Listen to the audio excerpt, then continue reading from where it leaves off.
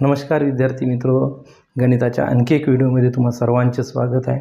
चला तर विद्यार्थी मित्रो, याआधी आपण दोन मल्टिप्लिकेशनचे ट्रिक बघितलेले आहे। एक होती 100च्या वर संख्या जर असेल तर त्या संख्यांचा गुणाकार कसा करायचा आहे आणि 100च्या खाली जर संख्या असतील तर त्या संख्यांचा गुणाकार कसा करायचा। आता मात्र इथे आपण आज बघणार आहोत।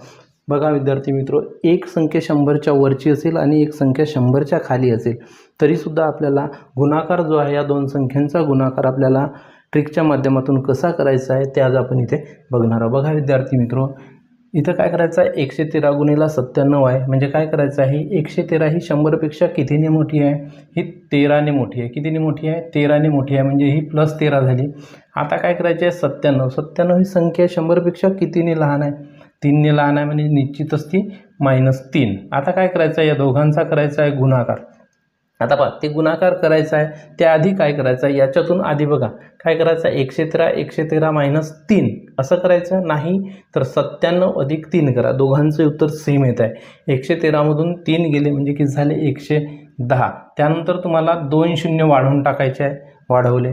त्यानंतर काय करायचं आहे, 13 - 3 = 39। आता 39 लिहिले, पण इथं एक प्लस आहे एक मायनस आहे, म्हणजे प्लस गुणिला मायनस मायनस येते। मग याच्यातून काय करायचं आहे, तुम्हाला ती वजा करायची आहे। म्हणजे काय करायचं आहे बघा, हातचा घेतला 1 होईल, 9 मधून 3 गेले 6, इतर आले तुमचे 9, 0, 1।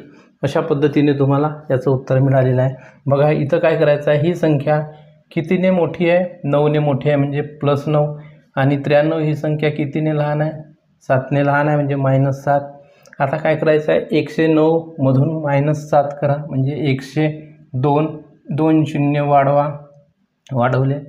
9 × 7 = 63, पण कसे -63। आता काय करायचं आहे, वजा करा, इथे 7, 3, 1, 0, 1। अशा पद्धतीने यासुद्धा उदाहरणाचं उत्तर आपल्याकडे निघालेलं आहे। आता बघा 119 गुणिले 94।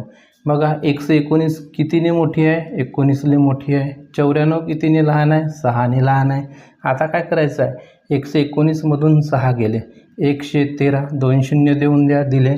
आता काय करायचं आहे बघा, 19 गुणिले -6 म्हणजे 19 छप्प किती होतं, 114 होतात। बघा विद्यार्थी मित्र, इथं काय करायचं आहे, वजा बाकी करा, 6, 8, इथून एक हातचा केला होता 1, 1, 1। अशा पद्धतीने तिसऱ्या गणिताचं सुद्धा उत्तर आपल्याकडे निघालेलं आहे। 1, 2, 3 या तीनही गणितावरून तुम्हाला ही ट्रिक समजली असेल असे मी गृहीत धरतो आहे। आणि तुम्हाला काय करायचं आहे, चौथ्या गणिताचं उत्तर या ट्रिकच्या माध्यमातून सोडवायचं आहे आणि उत्तर तुम्हाला कॉमेंटमध्ये कळवायचं आहे। व्हिडिओ आवडल्यास आपल्या मित्रांना शेअर करायचा आहे। अशाच नवनवीन मॅथच्या ट्रिक्सकरिता माझ्या यूट्यूब चॅनलला सबस्क्राईब करायचं आहे, पेजला सुद्धा फॉलो करायचं आहे। धन्यवाद मित्रांनो।